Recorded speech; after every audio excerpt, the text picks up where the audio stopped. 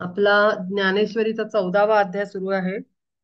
गुणत्रय विभाग योग 14वा अध्याय त्यातला 20वा श्लोक. पण त्या आधी मागच्या लास्ट सेशन नंतर दोन प्रश्न मला मेसेजनी फॉरवर्ड मेसेजनी पाठवले होते. ते दोन प्रश्न मी पहिले अटेंड करते. त्याचा आन्सर देते. वृषालीने विचारले होते दोन्ही प्रश्न. पहिला प्रश्न तिचा असा होता की तुकाराम महाराजांच्या बद्दल तिनं प्रश्न केला होता. त्या संत किंवा त्या लेव्हलचे संत. तिनं असं म्हणलं होतं की जेव्हा आपण देहधर्माचं बद्दल बोलतो की देहधर्माचं पालन करणं खूप आवश्यक आहे आणि आपले रोल प्लेज आहेत फिक्स. म्हणजे ऍज अ मेल आपण नवरा, बंधू, मुलगा अशी आपली वेगळी वेगळी नाती असतात. आणि ऍज अ फिमेल म्हणजे स्त्री म्हणून आपली बहीण, मुलगी, बायको आणि अशी वेगळी वेगळी धर्म कर्तव्य असतात. आणि मग तुकाराम महाराजांचं चरित्राकडे जर पाहिलं तर आपल्याला अ, चित्रपटातही बघायला मिळतं आणि त्यांच्या चरित्रामध्ये आणि गाथेमध्ये पण आपल्याला हे दिसतं की प्रापंचिक कार्य करण्यामध्ये ते थोडेसे मागे दिसतात आपल्याला. जनसामान्यांच्या पॉइंट ऑफ व्ह्यूनी आपण बघितलं तर त्यांची बायको सतत चिंता करताना दिसते की बेसिक रिक्वायरमेंट्सही पुऱ्या नाहीयेत किंवा समाजाच्या स्तराप्रमाणे आपण राहत नाही किंवा मुलाबाळांना चांगलं जीवन स्टँडर्ड लाईफ आपण देत नाही. अशा पद्धतीची कंप्लेंट त्यांची पत्नी करताना आपल्याला दिसते. आणि आपण हेही बघितलंय की ते अखंड चिंतनात आणि ध्यानात आणि अभंग रचण्यामध्ये ते बिझी दिसतात आपल्याला. आणि असं काही काम कार्य काही करतायत ते घर चालवण्यासाठी कामधंदा म्हणतो आपण, तसं काही चालू आहे असं दिसत नाही. तर तिचा प्रश्न असा होता, मग तिथे त्यांचा कर्तव्याचं काय? कर्तव्याचं पालन तिथे होऊन नाही राहिलं, मग कसं? तर त्याचं उत्तर असं आहे की जेव्हा इन्कारनेशन होतं ना, सामान्य असू दे नाही तर एक्स्ट्रा ऑर्डिनरी इन्कारनेशन असू दे, पहिले तर डिवाइन प्लॅन, अख्खा life plan, blue print fix होते, डिसाइड होते की आपण काय पर्पज घेऊन जन्माला यायचं. तर जन्माला येताना आपण पर्पज आणि कार्य घेऊन येतो. म्हणजे सामान्यातल्या सामान्य माणूस असू दे नाही तर ग्रेट ग्रेट सेंट किंवा शास्त्रज्ञ, गायक, कलाकार, कुठल्याही क्षेत्रातले टॉप वन जे लेअर असतो त्या कोणालाही आपण काय ह्याच्यामध्ये धरू शकतो. तर सोल ठरवून येतो. पहिला पॉइंट एक. प्लॅन ठरवून येतो, पर्पज घेऊन येतो. तर आता त्या पर्पज प्रमाणे त्याचं सारं काय असतं, प्रायोरिटी पर्पज असतं नेहमी लक्षात ठेवायचं. सोल इन्कारनेट होतो, जन्माला यायच्या आधी पहिलं पर्पज विचारलं जातं की काय इंटेन्शननी जायचंय त्याला, काय करायला जायचंय. पर्पज आणि प्लॅन पहिले विचारला जातो आणि according to that purpose plan बाकीचं सगळं प्लॅनिंग केलं जातं. पहिले फॅमिली, पहिले आर्थिक परिस्थिती, हे पहिले नाही ठरत. पहिले पर्पज ठरतं. कारण त्याच्याशिवाय तो करेक्ट अॅक्युरेट एन्व्हायरमेंट मध्ये पडला पाहिजे ना, तरच ते पर्पज सर्व होईल. तर त्यामुळे पहिला पर्पज ठरवल्यानंतर सेकंड थिंग डिसाइड केली जाते की बाकीची सगळी बॅकग्राऊंड, पॅरेंट, त्याच्यानंतर मॅरेज होणार असेल तर स्पाऊस, ती फॅमिली, पुढे मुलं कशी होणार, आर्थिक परिस्थिती काय असणार, समाजात स्थान काय असणार, हे सगळं बाकीचं सगळं मागाहून ठरलं जातं. तर आता त्या किंवा दुसऱ्या संतांच्या बाबतीत आपल्याला असं दिसतं की ते कार्यप्रणालीमध्ये कमी दिसतात व्यवहाराच्या, आणि आध्यात्मिक याच्यामध्ये फार उन्नत त्यांचं प्रगती दिसते. त्याचं कारण असं आहे, आता तिथे त्यांचं धर्मपालन होत नाहीये का? तर ते होतंय. ते काही जेव्हा बायको ओरडते तेव्हा ते काम करण्याचा प्रयत्न करतात, ते शेत राखायचा प्रयत्न करतात किंवा आणखीन काय करायचा प्रयत्न करतात, अनेक प्रकारची कामं करायचा ते प्रयत्न करतात. पण त्यांचा जीवनाचा पर्पज खूप ग्रेट पर्पज घेऊन ते आलेले आहेत. आणि एक सेईंग किंवा अशी एक हे आहे की with great power comes great responsibilities. तर जेव्हा तुमच्याकडे ग्रेट पॉवर असते, मग ती काही असू दे, हिलिंग असू दे, रायटिंग असू दे, ऍक्टिंग असू दे, तुम्हाला खूप मोठी रिस्पॉन्सिबिलिटी ते घेऊन येतं. जी पॉवर आहे तुमची, म्हणजे ग्रेटनेस आहे आपल्यातली स्पेशल क्वालिटी आहे ती, त्याच्याबरोबर रिस्पॉन्सिबिलिटी पण येते. तर रिस्पॉन्सिबिलिटी कसं, जेवढी पॉवर असेल त्या स्टँडर्डचं लाईफ जगावं लागतं. आणि त्या स्टँडर्डचं प्रेझेंटेशन आपल्याला अर्थवर करावं लागतं. म्हणजे आता प्लेयर्स ना घ्या, की आता इंडियन क्रिकेट प्लेयर्स आहेत, तर त्यांच्याकडे एखाद्याकडे आता सचिन तेंडुलकर बॅटिंग आहे, जो त्याच्याकडे स्किल, तर त्याच्याकडे रिस्पॉन्सिबिलिटी आली की त्यांनी देशाचं हे गाजवलं पाहिजे, देशाला वर उच्च ह्याच्यावर नेलं पाहिजे, जिंकवून दिलं पाहिजे, त्याच्या सिटीला, स्टेटला, कंट्रीला त्यांनी प्रायोरिटी दिली पाहिजे. हे आपोआपच रिस्पॉन्सिबिलिटी येते जेव्हा त्याच्याकडे पॉवर आहे. मग ती पॉवर कशाच्याही फॉर्म मध्ये असू शकते. जेव्हा हिलिंगची पॉवर असते एखाद्याकडे, एक्स्ट्रॉर्डिनरी हिलिंग, तर त्याची रिस्पॉन्सिबिलिटी ही आहे की मग जसं एक्झाम्पल आता डॉक्टर घेतले आपण, तर ते नाही नाही आम्ही पार्टी, तर इमर्जन्सी केस आली तर नाही ते पार्टी पूर्ण करत नाही बसत, किंवा घरातलं फंक्शन, दिवाळी दसरे हे नाही हे करत बसत. ते पहिले गाडी काढतात, निघतात आणि पहिले पेशंटला अटेंड करतात. आणि सेम रोल हिलरचा पण आहे. चाहे वो एनर्जी हिलर असेल, नाही नाही मी काय साधा काय, मी काय डॉक्टर नाहीये, मी हिलर आहे असं म्हणून तो इग्नोर नाही करू शकत त्याच्या पेशंटकडे. पहिले प्रायोरिटी पेशंट आहे, त्याला अटेंड करणं, त्याचा प्रॉब्लेम सॉल्व्ह करणं. तसंच गुरुपदाला असलेली व्यक्ती, त्याच्याकडे भक्त जेव्हा येतो किंवा भक्त कुठून तरी बसून तळमळून हाका मारत असतो गुरुला, पहिली तो गुरुच्या तिसरीकडे कुठेतरी असेल, त्याचं पहिली प्रायोरिटी असते की जो हाक मारतोय त्याला अटेंड करणं. आणि मग असं आपल्याला संतांचे दाखले पण आपल्याला मिळतात, किंवा गजानन महाराज, किंवा अक्कलकोट स्वामी, किंवा श्रीपाद श्रीवल्लभ, की इकडे हाक मारली आणि त्यांना भक्ताला त्यांचा दृष्टांत आला, मेसेज आला, गायडन्स आला, दर्शन झालं, काहीही असेल. तर म्हणजे काय की प्रायोरिटी पहिले तुमच्या जे कर्तव्य तुम्ही घेऊन आला आहात जन्माला त्याचं आहे. आता तुकाराम महाराजांच्या बाबतीत असं होतं की ती गाथा लिहिण्याचं फार मोठं कार्य ते घेऊन आले होते. तुकाराम गाथा ही काही पुन्हा री रायटिंग कधी झालेलं नाहीये त्याचं. आणि खूप जाड अशी मोठी तुकाराम गाथा आहे. इतके अखंड म्हणजे कित्येक हजार श्लोक त्यांनी, हे अभंग त्यांनी लिहिलेले आहेत. मग आता एवढं मोठं अभंग, अर्थपूर्ण अभंग, आणि नुसती तुकाराम गाथाचा अभ्यास केला म्हणजे सगळ्या शास्त्रांचा अभ्यास केल्यासारखा आहे. जसं एक आपलं दासबोधाचा अभ्यास जर जन्मभर एखाद्या माणसाने फक्त दासबोधाचा अभ्यास केला, बाकी काही तो भगवद्गीता आहे ते बघायला गेला नाही, भागवत वगैरे, पण एक दासबोधच त्याला तारून नेईल, तशीच ती तुकाराम गाथा आहे. नुसता तुकाराम गाथेचा जरी एखाद्यानी जन्मतः पूर्ण हे घेऊन आला की मी तुकाराम गाथेचाच या जन्मात भयंकर अभ्यास करणार, त्यांनी बाकी कुठली शास्त्र, वेद आणि भगवद्गीता सुद्धा उघडली नाही, तरी तो तिथेच जाऊन पोचेल. आता एवढं पॉवरफुल स्क्रिप्ट उतरवायचं आहे, तर त्याच्यासाठी त्यांची एनर्जी व्हेकल्स, लोअर बॉडी, त्यांची त्या कामाला योग्य अशी पाहिजे.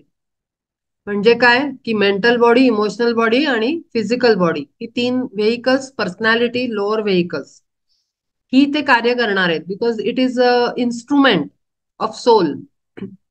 सोलचं जे पर्पज आहे ते लोअर व्हेकल्सच्या थ्रू मॅनिफेस्ट होतं. ठीक आहे, चाहे आपलं पण असेल, तर ते लोअर थ्री व्हेकल्स असतात ना, ती त्या पर्पजला अलाइन करावी लागतात. सोलच्या पर्पजला अलाइनमेंट करावी लागते लोअर थ्री व्हेकल्सची. मी हे फार खूप महत्वाची गोष्ट ह्या प्रश्नांच्या सहाय्यानं निमित्तानं मी सांगते आहे. मग आपलं पर्पज काय असेल ते प्रत्येकाने थोडासा विचार करून, वेळ देऊन जाणून घेण्याचा प्रयत्न करायचा. आता हे कळणार कसं? तर सोल पर्पज हे आपण जेव्हा ध्यानामध्ये किंवा याच्यामध्ये आपण क्वेश्चन टाकतो ग्रेट बिंग्सना, आपल्या गुरुला, अज्ञात एनर्जीजना, तर तिकडनं आपल्याला आन्सर यायला लागतं ग्रॅज्युअली, हळूहळू. एकदम नाही, आज एकदम काय प्रकट कोणी होऊन तुम्हाला सांगणार नाही हा तुझा सोल पर्पज आहे. पण याच्यावर काम करावं लागतं. आणि जेव्हा सोल पर्पज कळतं तेव्हा मग लोअर व्हेकल्स अलाइनमेंटच नेक्स्ट काम येतं आपल्याला.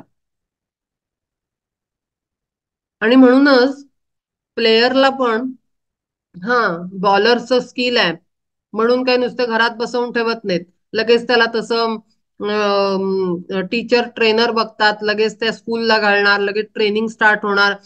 मग नुसतं ट्रेनिंग नाही, मग मॉर्निंग इव्हिनिंग एक्सरसाइजेस, मग रनिंग, मग बाकीचं सगळं डाएट प्लॅन. नंतर त्याला टेन्शन देत नाहीत, डायव्हर्ट करत नाहीत मग शिक्षणच घेतलं पाहिजे असंही नाही सांगत. तो खेळात जर पुढे आहे तर त्याच्या मागे पॅरेंट्स लागत नाहीत, शिक्षण घे, डिग्री कर, इंजिनिअरिंग कर, मेडिकल कर. सांगितलं जातं की नाही नाही, फोकस तुझा तुझ्या खेळावर ठेव. म्हणजे काय, की जे पर्पज घेऊन आलेला आहेस ना, त्या पर्पजवर 100% फोकस पाहिजे. तसंच त्यांचा फोकस ते ज्ञान उतरवण्याच्या मागे होता. आणि ज्ञान ना, हे ना कधी डायरेक्ट असं उतरत नाही. म्हणजे ते पण एक वेगळं आहे स्किल. म्हणजे कोणीतरी यायचं आणि मला माझ्या डोक्यात डायरेक्ट ज्ञान उतरवायचं आणि मी ते लिहून काढणार. त्याला ऑटोमॅटिक रायटिंग म्हणतात. This is different higher level skill, म्हणजे सोल लेवलवर. तर ते तसं होत नाही कधीही. ज्ञान जेव्हा उतरवायचं असतं तेव्हा ते ज्ञान आपल्याला जगावं लागतं, बोलावं लागतं, वागावं लागतं त्या ज्ञानाच्या आधारावर, जगून दाखवावं लागतं, आणि मग आपण त्याचं लिखाण करू शकतो. आणि मग ते पुस्तक म्हणून, ग्रंथ म्हणून प्रदर्शित होतं, फेमस होतं जगामध्ये. ज्ञानेश्वरी ही त्यांनी जगून दाखवली आणि मग ती लिहिलेली आहे. ते सगळे गुण त्यांनी जगून दाखवले, साधना करून दाखवली. 16व्या वर्षी त्यांनी समाधी घेतली, संजीवन समाधी. ते सगळं त्यांनी ग्रंथात लिहिलेलं आहे. तेव्हाच ते केल्यानंतर मग त्यांनी लिहून करून दोन्ही सायमल्टेनियसली चालतं. तसंच तुकारामांच्या बाबतीत पण रोज दोन चार अभंग, रोज दोन चार, दहा, आठ दहा अभंग असे ते लिहितायत. आता हजारो अभंग त्यांनी लिहून काढले. त्याच्यामध्ये रोज त्यांचे 5-10 अभंग. मग एक अभंग जरी आपण जरी म्हणला मी आता एक अभंग निर्माण करते, तर पता नाही मला किती ध्यान करावं लागेल, किती कनेक्ट करावं लागेल. म्हणजे काय, त्या विठ्ठलाच्या कॉस्मिक परब्रह्मच्या एनर्जीशी त्यांना अलाइन करायचंय टोटली. आणि मग ते डिव्हाइन नॉलेज त्यांच्या थ्रू हातातनं, माइंड, ब्रेन या इन्स्ट्रुमेंट मधनं उतरणार आहे. मग ह्याच्यासाठी केवढा एफर्ट लागणार आहे, खूप एक्स्ट्रीम एफर्ट आहे. हेच जर त्यांनी त्यांच्या प्लॅन मध्ये जर शिवाय कामही टाकलं असतं, घर सांभाळणं, पैसा कमवणं, घराला स्टँडर्डचं लाईफस्टाईल देणं, पत्नी बरोबर वेळ घालवणं, मुलांबरोबर वेळ घालवणं, समाजात वेळ घालवणं, हे जर सगळं टाकलं असतं तर ते हजारो ग्रंथ, हजारो अभंग सोडा, 10 अभंग तरी उतरले असते की नाही कोणास ठाऊक. तर हा अक्षरशः प्लॅन प्रमाणे जीवन असतं प्रत्येकाचं, अगदी तुमचं माझं सुद्धा. आणि मग आपण म्हणतो ना, माणसं असं बोलताना दिसतात, मी खूप प्रयत्न करतोय किंवा माझं अमुक काम होत नाहीये, आम्ही खूप प्रयत्न करतोय पण ही प्रॉपर्टी आम्हाला सेल नाही करता येते, ही प्रॉपर्टी आम्हाला खरीदता येत नाहीये, आम्हाला बिझनेस स्टार्ट करता येत नाहीये, आमचा एका ठिकाणी बिझनेस आहे पण दुसऱ्या ठिकाणी स्टार्ट होत. अरे बाबा, सगळं प्लॅनिंग घेऊन आलेला आहेस तू. किती वाढवायचं, किती करायचं, केवढं ठेवायचं, केवढं गमवायचं, केवढं हरवायचं, केवढं स्वतः जवळ राहणार आहे, हे सगळं ठरवून आपणच आलेलो आहोत. बट आपण काय करतो, माणसं ब्लेम करतो, ब्लेम करत राहतो, याच्यामुळे नाही, त्याच्यामुळे नाही, माझंच नशीब खराब, आमचं हेच खराब, तेच खराब. पण प्लॅन झालेला आहे ऑलरेडी तयार. आणि म्हणून हे समजून घेणंच हे स्पिरिच्युअल पाथ आपल्याला ज्ञानाच्या आधारावर आपण समजू शकतो. अदरवाईज 90%, 80% लोक तडफडत तडफडत जीवन जगतात आणि मरून जातात. त्यांना असं वाटतं कोणी ना कोणीतरी काहीतरी केलं आणि माझं काही झालं नाही. आपण जो प्लॅन घेऊन आलेलो असतो त्याला अलाइन व्हावं लागतं. आपली लोअर थ्री व्हेकल्स त्याला अलाइनमेंट व्हावी लागते. तेव्हाच तो प्लॅन सक्सेसफुली मॅनिफेस्ट होतो, नाहीतर इन्कारनेशन वेस्ट होतं. तिथे फ्री विलचा ऑप्शन आहे. उद्या त्यांची बायको ओरडत होती, त्यांनी सगळं कामधंदा सोडला असता, त्यांचा जो आध्यात्मिक चालू होता ते. हातातल्या चिपळ्या घरात ठेवून दिल्या असत्या, गळ्यातली ती जे काही वाद्य होतं ते घरात ठेवून दिलं असतं, गुंडाळून सगळं ठेवून दिलं असतं, आणि छानपैकी कुठेतरी नोकरीला लागले असते, आणि विठ्ठलाला हात जोडून म्हणले असते की जरा थांब बाबा, मी पैसा साठवतो, घरात घर सांभाळतो. तर हे शक्य होतं का? तर त्यांचा प्लॅन चेंज झाला असता. ठीक आहे ना? हा प्लॅन चेंज होतो. तिथेच आहे फ्री विलचा गेम आणि मॅजिकल बटन. ते तुम्ही वापरायचं का नाही वापरायचं हा विवेक ठरवतो. आणि म्हणून लाईफ पर्पज समजून घेणं फार आवश्यक आहे आणि त्याचा सिरियसनेस समजणं फार आवश्यक आहे. जेव्हा दुसरी गोष्ट, हा एक सांगितला पार्ट लाईफ पर्पजचा. दुसरं रिझन त्यांच्या याचं हे आहे की जेव्हा त्यांना एवढं सगळं ज्ञान लिहायचं आहे, तर ते इमोशनल मेंटल व्हेकल्सना वेगळ्या गोष्टींमध्ये एंगेज नाही करू शकत. किंवा किंवा साधं माझ्याच गुरूंचं एक्झाम्पल मी देते. जनार्दन स्वामी खेर आधी घरातनच सगळं करत होते. त्यांनाही परिवार होता, बायको होती, मुलं होती, तीन मुलं आणि एक मुलगी. त्यांना सुना नातवंड सगळा सुंदर संसार, पूर्ण प्रपंच होता. पण ज्या क्षणाला अक्कलकोट स्वामींची आज्ञा आली की आता घरातनं बाहेर पड आणि कामाला लाग, तुझं कार्य करायला लाग. आता ते जे काही पर्पज घेऊन आले होते, काहीतरी टार्गेट असेल त्यांच्या जीवनाचं, ते टार्गेट पूर्ण करायचं. तर अक्षरशः जनार्दन स्वामींनी एक दिवस एका मुलाच्या घरी जायचे, एक दिवस महिन्यातनं. बाकी पूर्ण 29-30 दिवस, एक एक दिवस एका ठिकाणी एक रात्रीशिवाय नाही राहायचं. एक रात्रीच्या वर नाही राहायचा हाही आदेश होता. उगीच आपलं गेला एकाच भक्ताकडे आणि 8 दिवस राहिले नाही. ते चालत नव्हतं. त्यामुळे त्यांना 29 दिवस अख्खा महिना भटकायला लागायचं. अक्षरशः गुरूंना मी बघितलंय बॅग सामान घेऊन रेल्वेनी प्रवास करताना. ते अखंड त्यांचा देह सुद्धा त्यांनी प्रवासात ठेवलाय. आता मला सांगा, त्यांच्या मुलांना वाटलं नसेल की वडील आपली हे आहे, घरातलं नातवंडांना बघितलं पाहिजे, त्यांच्याबरोबर खेळलं पाहिजे, अमुक झालं पाहिजे, त्यांची बायकोची काही डिमांड असेल, तिथे काही करू नाही शकत. तिथे दुर्लक्ष करावं लागतं घरातल्या लोकांच्या डिमांड्सना. कारण ते काय म्हणतील ते त्यांचा लाईफ प्लॅन घेऊन आलेत. प्रत्येकाला आपल्या लाईफ प्लॅन साठी फोकस व्हावं लागतं. आणि म्हणून मग काही त्यांनी घरातल्यांचे फोन नाही घ्यायचे, त्यांची काळजी नाही, ते नव्हतं. ते व्यवस्थित सगळं मुलांचं सगळं व्यवहार त्यांना माहिती असायचा डेली बेसिसवर, की कोणाच्या लाईफमध्ये काय चाललंय. इग्नोरन्स नव्हता तिथे. ठीक आहे. पण अगदी हातात हात पाय घालून ते प्रपंचात बसलेही नव्हते, बुडवून स्वतःला. कारण ते खूप मोठा कार्य आणि पॉवर्स घेऊन आले होते, पर्पज घेऊन आले होते, आणि ते कम्प्लीट नसतं झालं. त्यामुळे ते फिरत होते. मग तिथे ना फॅमिलीला सफरिंग येतं. पण ते त्यांचा प्लॅन आहे तो, ते सफरिंग नाही म्हणू शकत आपण. त्यांनी असे पॅरेंट चूज केले की जे गुरुपदावर जातील. त्यांची बायको ही चांगल्या लेवलची होती, गुरूंची माझ्या. तिचंही सगळं कौतुक वर्णन त्यांनी पूर्ण त्यांच्या ह्याच्यामध्ये आहे, चरित्रामध्ये, की त्यांची बायको कशी होती आणि तिने कशी साथ दिली. ठीक आहे. तर आपल्याला दिसताना ते सफरिंग दिसतं, पण ते पर्पज सर्व करण्याचा पार्ट येतो, ते सफरिंग नाहीये. आता ते त्यांच्या बायकोचा रोल होता तुकाराम महाराजांच्या, की तिला अंडरस्टँडिंग डेव्हलप करायचं. पण तिने शेवटपर्यंत ते केलं नाही. तो तिचा जो काही रोल प्ले होता किंवा तिचं सोलचा प्लॅन होता, त्याप्रमाणे तिने जन्म काढला. तर त्यामुळे तिथे त्यांना गालबोट लागत नाही, कर्तव्य पालन केलं नाही आणि धर्माचं पालन झालं नाही. कारण जे करायला आले होते ते त्यांनी व्यवस्थित केलं आणि केल्या क्षणाबरोबर इथून निघाले. इथे रमत बसले नाही. मग ते झालं होतं तर ते पुढे संसार करू शकले असते. मग पुढे पैसा कमवणं, मग पुढे बायकोप्रमाणे घर सजवणं, समाजात तर एवढा मान मरातब मिळालेला होता. ऑलरेडी त्यांना तुकाराम महाराज म्हणायला लागले होते. सगळे लोक त्यांच्या पुढे झुकत होते.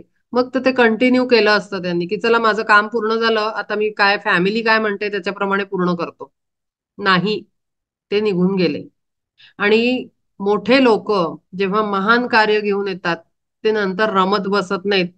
On the spot next moment आहे हे लाईफ ही हे काय म्हणतात इल्युजनरी वर्ल्ड सोडून निघून जातात दुसऱ्या क्षणाला. ते राहत नाहीत खाली. पण पर्पज सर्व झालेलं आहे, कारण संपलेलं आहे, बाकी काही कारण उरलेली नाहीयेत, ते निघून जातात. तर हे तिच्या पहिल्या प्रश्नाचं उत्तर. आता तिचा दुसरा प्रश्न हा होता की अं, काय बरं ते सत्व रजतम ह्याच्यावर, हा आठवलं. तिचा प्रश्न हा होता की आपण इच्छावर एक सेशन केलं होतं की कशा इच्छा ठेवायच्या करायच्या पुढे पुढे पुढे. आणि तिचा असा एक प्रश्न होता त्याच्यामध्ये की आपली रेग्युलर बेसिसवर स्पिरिच्युअल इव्होल्युशन आपण होत असतं रेग्युलर बेसिसवर. डेली बेसिसवर एक एक मिनिटाला आपण ग्रो होत असतो. आपला आपला सोल इव्हॉल्व्ह होत असतो. अंडरस्टँडिंग येत असतं. आपली mental body, emotional body, physical body develop होत असते. ठीक आहे. तर आता ह्याच्यामध्ये एक प्रश्न तिचा असा होता की आता काही आपण पहिले जे काही गोष्टींच्या इच्छा करत असतो. फॉर एक्झाम्पल 25 एक वर्षापर्यंत माणूस असेल तो त्यांनी काहीतरी इच्छा केल्या असतील फॅमिलीसाठी, पॅरेंट्ससाठी. मला हे अमुकच पॅरेंट हवेत, हे माझे पॅरेंट किती चांगले आहेत, मला अमुक हे पाहिजे, मला याच गावात राहायचंय, मला अमुक करायचंय. जे काही असतील इच्छा, जेवढ्या केवढ्या सुप्त किंवा प्रदर्शित जेवढे काही थॉट असतील इच्छांचे किंवा मनात ठेवलेले सुप्त, ते सगळे. तर तिचा असा प्रश्न होता. आणि 25व्या वर्षानंतर समजा गुरु भेटले आणि स्पिरिच्युअल पाथवर त्याचं व्यक्तीचं वाटचाल सुरू झाली आणि मग कळलं की अरे बापरे, इच्छा करणं म्हणजे आपण निर्माण करणं आहे पुढचे जन्म. एक नाही, अनेक जन्म. पण असं नाहीये की या जन्मात केलेल्या सगळ्याच्या सगळ्या 50 इच्छा पुढच्या जन्मात पूर्ण होणार आहेत. प्रत्येक इच्छेला मे बी प्रत्येक एक एक जन्म घ्यावा लागेल. मग त्याला कळलं की अरे बापरे, हे इच्छा करणं गलत आहे. इच्छा करणं म्हणजे आपला प्रवास वाढवणं आहे. हो की नाही? म्हणजे आपण एखाद्या शहरात जातो, दिल्ली बघायला गेलो, दिल्ली सगळं बघितलं, अरे आग्रा जवळच आहे, आग्रा बघायला पाहिजे. अरे आग्रा बघितलं आणि मग तिथूनच जवळ ते हे पण कृष्णाचं वृंदावन आणि हे पण फार जवळ आहे, फार लांब नाहीये. मग ते होणार काय? जेवढ्या इच्छा वाढवणार, हे बघायचंय ते बघायचंय, ते काय वाढणार आहे? स्टे वाढणार आहे, जर्नी वाढणार आहे बेसिकली. आणि जर्नी वाढल्यावर तेवढे दिवस थांबावं लागणार आहे किंवा जे काय असेल ते. सेम असं सोलच्या बाबतीत होतं. जेवढ्या जेवढ्या इच्छा वाढवत जाऊ तेवढा तेवढा जर्नी वाढणार आहे. तर आयदर या याच्यात नाहीतर पुढचे जर्नीज वाढणार आहेत, नंबर ऑफ जर्नीज. ठीक आहे. तर तिनं विचारलं होतं मग त्या केलेल्या इच्छांचं होतं काय. मग आपलं किंवा आपलं सोल इव्होल्युशन मध्ये पण आपल्या इच्छा पण बदलत बदलत जातात. पहिले असं एकदम ग्रॉस लेवलवर काहीतरी पाहिजे असं, मग नंतर वाटतं अरे नाही नाही, हे हे बरोबर नाही, मग असं पाहिजे. नाही मग असं नाही, असं आणखीन असं पाहिजे. जे काय असेल ते तुमच्या इच्छा पण टर्न होत जातात. मग तिचं असं होतं की त्या आपण सगळ्या म्हणतो की जे काही आपण इंटेन्शन क्रिएट होतं आपल्या ह्याच्यात ते युनिव्हर्स मध्ये जातं, बाहेर फेकलं जातं. आणि युनिव्हर्स मधनं ते वापस येतं, जे जे काही आपण इंटेन्शन थ्रो करू, चाहे ते वाईट असेल नाही तर चांगलं असेल. तर तिचं म्हणणं होतं, तिचा प्रश्न असा होता की मग त्याचं काय होतं केलेल्या इच्छांचं. तर त्या इच्छा कुठेही गायब होत नाहीत आणि त्यातनं सुटका पण होत नाही, हेही सांगते. सगळ्या इच्छा युनिव्हर्सकडे जातात आणि त्या कम्प्लीट होतातच होत. आपली मर्जी असू दे नसू दे, इच्छा केलेल्या असतात. मग त्याच्यासाठी जन्म येतात आणि त्याच्यासाठी नवीन रिलेशन्स येतात. आता ज्याच्याशी संबंधित ती इच्छा असेल ते मग पेअरिंग होणार आणि मग पुढच्या जन्मात येणार. आणि मग त्याच्यामध्ये जे काही गिव्ह अँड टेक असेल, जे काही बिझनेस असेल, डील, ते सगळं तिथे व्यवहार पूर्ण होणार. ती इच्छा तेवढी पूर्ण होऊन संपलं तर ठीक आहे, नाही तर त्या प्रोसेसमध्ये आणखीन 10 इच्छा, मग पुन्हा 10 इन्कारनेशन्स. तर कुठलीही मायनर मायनर मधली मायनर, छोट्यातली छोटी सूक्ष्म इच्छा सुद्धा गायब होत नाही किंवा युजलेस ठरत नाही. ती पूर्ण होते आणि ती केली जाते. का केली जाते? कारण काही उरवायचं नाही ना. कॉझल बॉडीमध्ये कारण ठेवायची नाहीयेत. छोट्यातलं छोटं असं पाहिजे, आलेला सहज आलेला थॉट सुद्धा तो पूर्ण करावा लागतो. एम्प्टी होऊन कॉझल बॉडी पण डिस्ट्रॉय होऊन मग आपल्याला वननेस येतो. आणि ते कॉझल बॉडीमध्ये जरा जरी कण मातीचे पडलेले असतील इच्छांचे इतके छोटे छोटे, तरी ती कॉझल बॉडी डिझॉल्व्ह नाही होणार ना, कारण त्याच्या आतमध्ये स्टफ आहे. तर त्यामुळे जोपर्यंत सगळं मटेरियल आतलं संपत नाही, तोपर्यंत ती कॉझल बॉडी डिझॉल्व्ह होत नाही आणि तोपर्यंत आपला सोल वननेस कडे जात नाही. ठीक आहे. तर त्यामुळे कारण ही राहणार आहेत, कारण आपण त्या इच्छा केलेल्या आहेत, त्या गायब होणार नाहीयेत. त्या तशाच राहणार आहेत आणि त्या आयदर या लाईफमध्ये किंवा पुढच्या लाईफमध्ये. आता फॉर एक्झाम्पल तिनं तिच्या तोंडून असं एक वाक्य त्या प्रश्नामध्ये आलं होतं की माझे आई वडील खूप चांगले आहेत, मला हेच आई वडील दर जन्मात हवेत. आता केवढा मोठा थॉट आहे खरं तर. दर जन्मात म्हणजे जोपर्यंत ते कार्मिक हे संपणार नाही, तेवढे जन्म तेच आई वडील येणार.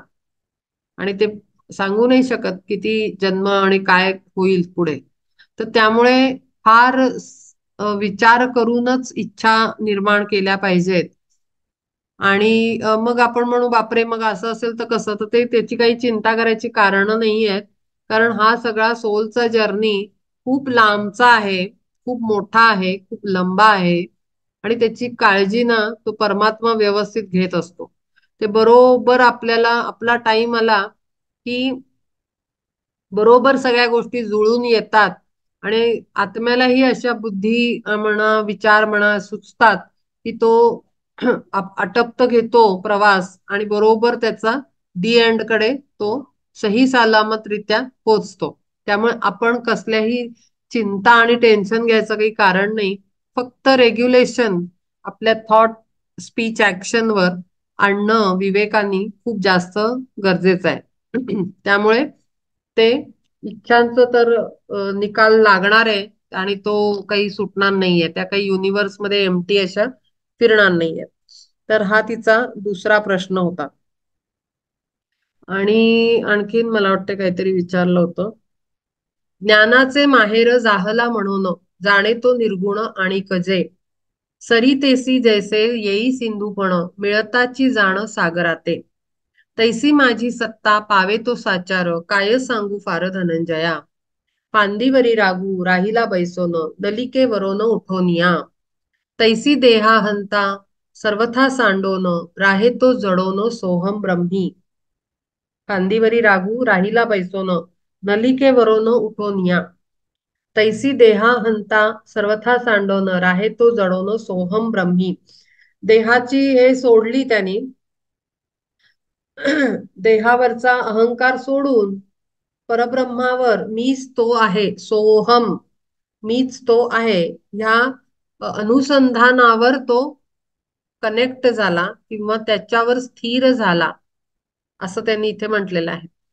अज्ञान निद्रेत होता जो घोरत आता तो जागृत स्वस्वरूपी, भेदबुद्धी रूप आरिसा गळोन पडला हातोन तयाचिया, आता जीवरूप प्रतिबिंबाभास दिसेन तयास स्वभावेची, हो शांत होता वारा सागराची लाट जैसी सागरात लीन होई, तैसे जीवेशाचे ऐक्य तया ठाई लुप्त होता देही देहांता. पूर्ण स्थिती सांगितली की काय काय होतं. पहिला तर अहंकार गळून पडतो, मी देह आहे, आणि त्यामुळे सगळं अज्ञान निद्राच गायब होते आणि जागृत अवस्था येते. स्वस्वरूपाची. स्वतःचं स्वरूप कळतं. आणि स्वरूप कळल्यानंतर दुसऱ्याचंही स्वरूप कळतं. स्वस्वरूपावरनं आपण दुसऱ्याची जाणीव करू शकतो. जसं आता मी हे सगळं सांगितलं, हे आकाशिक वगैरे. जेव्हा आपल्याला कळतं की अरे आपण अमुक आत्म्याला त्रास दिला, तर मला त्रास होतो म्हणजे त्यालाही त्रास होतो. तोही जिवंत शक्ती आहे, मीही जिवंत शक्ती आहे. तर हे जेव्हा स्वस्वरूपाची जाणीव होते, तेव्हा दुसऱ्याच्या हृदयातला आत्मा पण कळतो आणि भेदबुद्धी गळून पडते. माझंच फक्त कौतुक न करता दुसऱ्याचं दुःख पण आपल्याला इथे सेन्स होतं हृदयामध्ये, कारण भेदबुद्धी जाते, एकरूपता येते. तुझा आत्मा आणि माझा आत्मा एकरूप झाला आणि मग मला तुझं दुःख कळलं, अशी अवस्था. म्हणजे तिथे भेद उरत नाही काही, तो गळून पडतो. आता जीवरूप प्रतिबिंबाभास दिसेना तयास स्वभावेची. शांत होता वारा सागराची लाट, जैसी सागरात लीन होई. तैसे जीवेशाचे ऐक्य तया ठाई, लुप्त होता देही देहाहंता. देहचा अहंकार लुप्त झाला, आय मी मायसेल्फ ऍब्सॉर्ब झाला, की आपल्याला सगळे एकरूप वाटायला लागतात. आणि सगळ्यांचे प्रॉब्लेम आपले प्रॉब्लेम, आणि सगळ्यांचं दुःख आपल्याला कळायला लागतं. आणि ती एकरूपता फार वेगळ्या प्लेन आणि वेगळ्या डायमेन्शनवर नेऊन सोडते आपल्याला. पावता वर्षांत जैसे घन जात, आटोनिया जात अंतराळी. तैसाची मदभाव तया लागी प्राप्त, होय होत हातो हात धनंजया. पावता मद्रूप असो नितो देही, तया लागी नाही गुणबंध. भिंगाची या घरे दीपाचा प्रकाश, आवरावयास नये जैसा. किंवा वडवाग्नी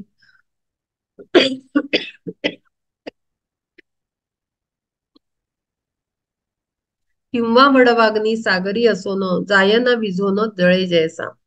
तैसे त्याचे ज्ञान होय ना मलिन, तरी हे त्रिगुण आले गेले. मग म्हणजे एकदा आध्यात्मिक, आता आपल्यामध्ये आता आपल्याला माहिती नाही काय तामसिक होतं.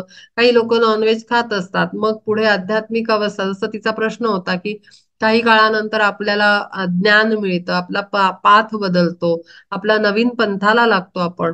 मग काय, मग पहिले शरीराने नॉनव्हेज खाल्लेलं आहे, मग ते पाप झालं का? नाही, ते झालं, खाल्लं, संपलं. आता ज्ञान मिळाल्यानंतर अवस्था बदलते. मग ते खाल्लेलं आहे म्हणून मग तामसिकच आहे का? नाही, त्या त्रिगुणांमध्ये पण बदल येतो. मग कुठला होता, काय झाला, हे काही मॅटर नाही करत, जेव्हा आपला अहंकार नष्ट होतो आणि देहाचा अहंकार जातो. म्हणजे काय, देहाचा अहंकार म्हणजे काय, इथे थोडा अर्थ बदलतो.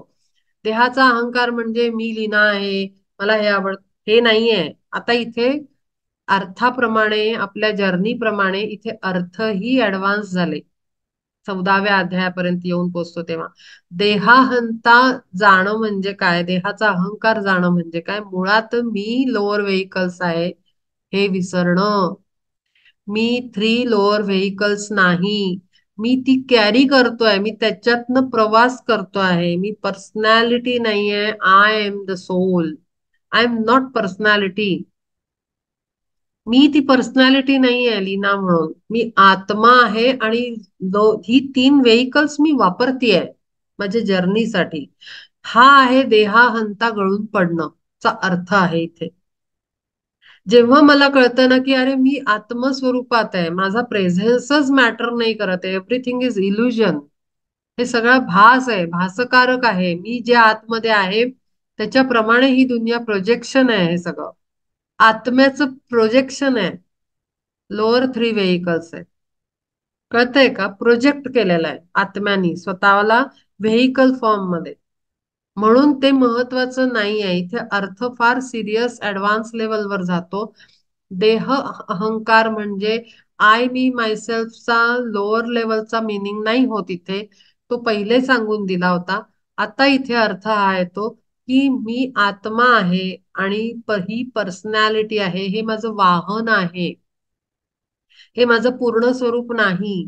त्यामुळे ह्याच्या मग आता हे वाहनच माझं नाही आहे, म्हणजे मी माझं स्वरूप नाही आहे असं म्हणल्यानंतर त्याच्याशी असलेले सगळे मायामोह गायब होऊन जातात ना.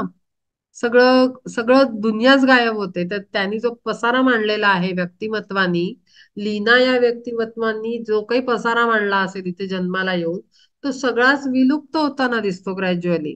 कारण मी म्हणते की अरे मी हे व्हेइकल माझं म्हणजे अस्तित्व नाही आहे, मी तर आत्मस्वरूपात मी एनर्जी फॉर्म मध्ये आहे आणि मी भयंकर पॉवरफुल आहे, मी एक्स्ट्रीम पॉवरफुल आहे.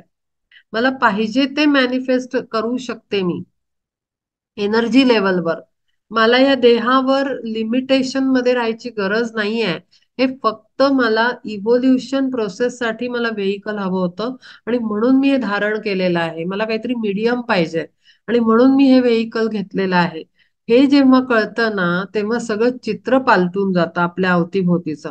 आणि म्हणून हे सगळं लिहिलेलं आहे इथे की भेदबुद्धी रूप आरसा गळवणं पडला हातून तयाची या जीवरूप प्रतिबिंबा भास दिसेना तयास स्वभावेची शांत होता वारा सागराची लाट जैसी सागरात लीन.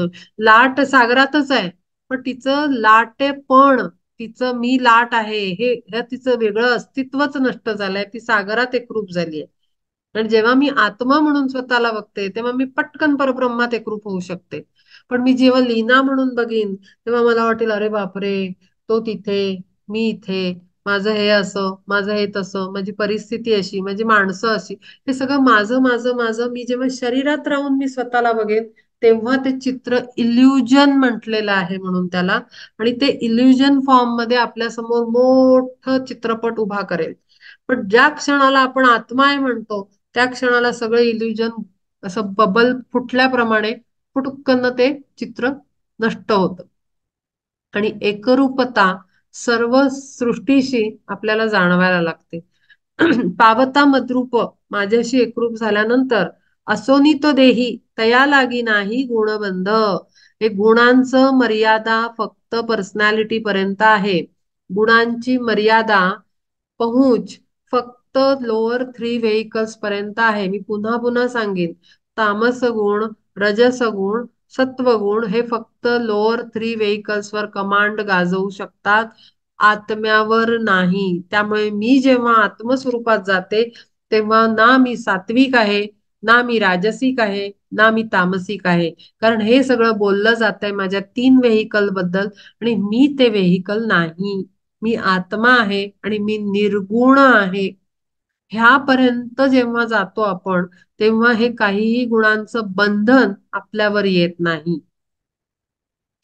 किंवा वडवाग्नी सागरी असो न जाय न विझो न जळे जैसा तैसे त्याचे ज्ञान होय ना मलिन जरी हे त्रिगुण आले गेले. मग काही आलं खाल्लं गेलं काही काही फरक नाही पडत, काहीच फरक पडत नाही.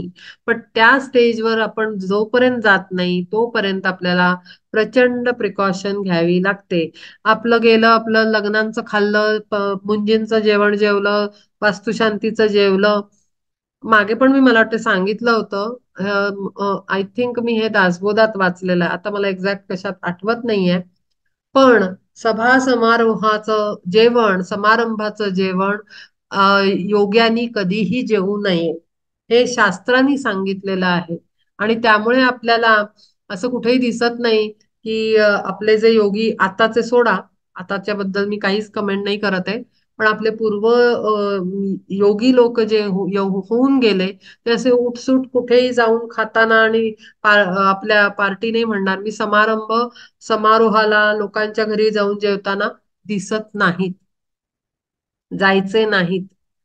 तर त्यांना मर्यादा असायचे, त्यांना कार्य करायला येताना नियम घालून दिलेले असायचे आणि त्यामुळे ते नियमांना धरून त्यांना जगावं लागायचं.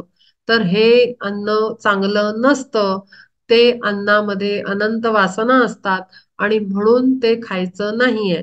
त्यामुळे आपण जेव्हा डिसिपलशिपच्या पाथवर चालायला लागतो, मी फार सिरियस बोलतेय, डिसिपलशिप सामान्य नाही. डिसिपलशिप म्हणजे ऍक्सेप्टेड डिसिपल, तुमचा ऍक्च्युअल इन्कारनेशन ते स्टार्ट होतं डिसिपल म्हणून. जेव्हा जेव्हा तुम्ही पर्पज, हायर पर्पज घेऊन येता खूप वरच्या लेवलचं, तेव्हा आपल्यावर लिमिटेशन बंधनं येतात. आपल्याला काही रूल्स फॉलो करावे लागतात आणि आत्म्याच्या भूमिकेत आपल्याला शरीराला हँडल करावं लागतं. आणि त्याच्यामध्ये हे निश्चित बंधन येतं की जेवण कुठेही जाऊन अन्नप्राशन करायचं नाही, कुठेही जाऊन बसायचं नाही, कुणाच्या ते कुठेही कसंही मिसळायचं नाही. हे लिमिटेशन येतं, कारण एव्हरीथिंग इज एनर्जी आणि energy is very subtle.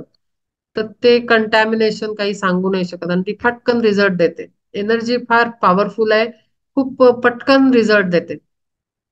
Energy contamination किंवा वडवाग्नी सागरी असो न जाय ना विझोन जळे जैसा तैसे त्याचे ज्ञान होय ना मलिन जरी हे त्रिगुण आले गेले आकाशीचा चंद्र जळी जैसा राहे तैसा देही आहे वासतया आपुलाल्या बळे देही हे त्रिगुण नाचवी ती जाण नाना संगे परितयाकडे पहावयातेही धाडी ना केव्हाही अहंते ते ऐसा सर्वापरी सुस्थिर अंतरी जाणे न शरीरी काय घडे आपुल्या अंगीची टाकोनी आकात सर्प बिळा आत प्रवेशता त्वचेसी त्या कोण सांभाळीत बैसे पार्थ झाले तैसे देहाचे त्या पद्मगंधा लागी येता पक्वदशा जाय तो आकाशा मिळवनिया मग आकाशी तो होताची विलीन न ये परतून पद्मकोशी आणि जेव्हा ही स्थिती येते ना की जी वननेस आहे म्हणजे ती वननेस नाही हा जी मगाशी मी बोलले कॉझल बॉडी डिझॉल्व्ह झाल्यानंतरची ते मी त्याच्याबद्दल आता बोलत नाहीये. आता बोलते मी जेव्हा हा आत्म्याला परमात्मा स्वरूपाची गोडी लागते ना आणि त्याच्या एकरूपतेची सवय लागते ना तेव्हा ते रमत नाही. हेच म्हटलेलं आहे की पुन्हा ते खाली नाही येत. फुलाचा गंध जेव्हा आकाशात निघून जातो तेव्हा तो वापस फुलात येऊन बसत नाही परत वास आपल्याला दिसतं ना मोगरा आहे तर हळूहळू त्याचा वास कमी झालेला दिसतो. मोगऱ्याचा गजरा नवीन नवीन ताजा ताजा कोणी घालेल कुठे ठेवेल फुल एक फुल असलं तरी त्याचा खूप दरवळतो. पण थोडा वेळ आणि दुसऱ्या दिवशी तुम्ही त्या पडलेल्या फुलाचा वास घ्या त्याचा वास कमी झालेला असतो. म्हणजे काय की तो उडून गेला. तसंच एकदा ह्याच्यातली ममता शरीरातली निघून गेल्यानंतर शरीरामधला इंटरेस्ट निघून व्हेकल्स मधला पर्सनॅलिटी मधली अटॅचमेंट गेल्यानंतर ना आत्मा जरी ते व्हेकल वापरत असला पर्सनॅलिटी वापरत असला शरीर वापरत असला त्याच्यात राहत असला तरी तो आत्मा ना रमत नाही तिथे. त्याचं चित्त वरच लागलेलं असतं आणि तो वरच कनेक्टेड असतो. ही फार सुंदर स्थिती आहे आणि ही मी अनुभवांनी सांगते आहे की फार छान वाटतं आणि ती स्थिती आहे की खाली असूनही आपण एका एका काही फूट वर अंतराळात असल्यासारखी स्थिती आहे ती. जडात राहूनही इथे नाही ते हे इथे वर्णन केलेलं आहे. पद्मगंधा लागी येता पक्वदशा जाय तो आकाशा मिळवनिया मग आकाशी तो होताची विलीन नये परतून पद्मकोशी तैसा तो पुरुष त्यजोनी आभास आभास म्हटलेला आहे. इल्युजन मगाशीच सांगितलं हा सर्व आभास आहे. ही सृष्टी हा आभास आहे. इल्युजन आहे. त्यजोनी आभास होता समरस परब्रह्मी देहाची तो वार्ता तया लागी नाही नेण्याची तो काही देहधर्म आणि हाच जो प्रश्न होता तिचा नेणो जी काही देहधर्म ही स्थिती तुकाराम महाराजांसारख्या संतांची होते की ते मी तर काही फूट अंतर म्हणते जमिनीपासनं म्हणजे ग्रॉस फिजिकल प्लेन त्यांची तर फारच उच्च स्थिती होती. ते प्रपंचात आपल्याला दिसतात त्यांच्या बायकोला दिसतात लोकांना दिसतात पण ते इल्युजन मध्येच नव्हते. ते वननेस मध्ये होते. ते पांडुरंगाच्या चरणाशी होते आणि ते कार्य करत होते. देह फक्त ते व्हेकल म्हणून वापरत होते आणि मग त्या व्हेकलला कोण काय बोलणार की तू काम कर तू स्वयंपाक कर तू अमुक कर तू पैसा कमव तू मुलांशी गप्पा मार तू बायको बरोबर वेळ घालव हे नाही बोलू शकत त्या देहाला. कारण तो देह ऍक्टिव्ह नाहीये ना त्याला व्हेकल म्हणून वापरलं जात आहे जस्ट इन्स्ट्रुमेंट. काय इन्स्ट्रुमेंट का तर ते ग्रंथ लिहायचा होता एवढा मोठा आणि त्याचं काम झाल्यानंतर ते इन्स्ट्रुमेंट ठेवलं त्यांनी आणि ते सदेह निघून गेले. ही आहे गंमत. ही अवस्था होते. उच्च स्थिती ही आहे. मग काय त्याला देहधर्माचं बंधन टाकणार. देहाची तो वार्ता तया लागी नाही नेण्याची तो काही देहधर्म मग जन्म जरा मृत्यू इत्यादी कसाही गुण देख देहाचे जे राहिले देहीच सर्व ही ते आता ब्रह्म तादात्म्यता पावता तो ब्रह्मतादात्म्यता होते त्याची. ते एकरूप होऊन जातात आणि पटकन त्यांचा देह म्हणूनच ते तिथे बसलेले असतात राखण करायला, पण त्यांचं देह ध्यान लागून जातं आणि ते विठ्ठल विठ्ठल विठ्ठल विठ्ठल करत त्याच्याशी एकरूप खालून त्यांचा देहातनं आत्मा असा पटकन बलून सारखा वर आणि तो एकाच तंद्रीत एकरूप होऊन घट्ट गळा मिठी घालून विठ्ठलाला ते आनंदात असतात, ब्रह्मानंदात लीन असतात. आणि म्हणून त्यांचा देह तिथे बसलेला होता, पण तो राखण करत नव्हता. आणि मग ते जे काही मूवी मध्ये चित्रपटात दाखवलेलं आहे, तिथे बदमाश लोक काहीतरी नुकसान करतात त्या शेतकऱ्याच्या शरीर ह्याचं शेताचं, ते त्यामुळे होतं कारण तो देह ऍक्टिव्ह नव्हता. कळतंय? राहिले देहीचं सर्वही ते आता ब्रह्म तादात्म्यता पावता तो फुटोनिया घट अर्जुना साचार होता चक्काचूर खापऱ्यांचा मग घटाकाश ते तो आपोआप महाकाश रूप होय जैसे एकरूप होऊन जातो फुटकन. त्याला काही इथे काही खाली बाकीचे रडत बसा कारण इल्युजन आहे सगळं ते तुमच्यासाठी. पण तो आत्मा पटकन निघून गेला, त्याचं काम झालं, संपलं. तैसी देह बुद्धी लोपोनिया जाता स्वरूपाची होता आठवण सर्वत्र सर्वदा स्वरूपा पावाचो न मग तुझे कोण कोठे आहे. ज्ञानसंपन्नता ऐसी लाभे थोर असोनी साचार देहधारी देहधारी असूनही ज्ञानसंपन्न झाल्यानंतर ही अवस्था येते. म्हणून मी त्या ते हणे गुणातीत अखंड जागृत स्वरूपी जो गुणाच्या अति पलीकडे निर्गुण होऊन जातो तो, त्याला तिथे त्रिगुण काही करू नाही शकत. ऐकोनी हे बोल पार्थ सुखावला मेघे तृप्त झाला मोर जैसा. त्याला आनंद झालेला आहे ज्ञान सगळं ऐकून आणि तो हृदयात सुखावलेला आहे. आपण इथे थांबूया.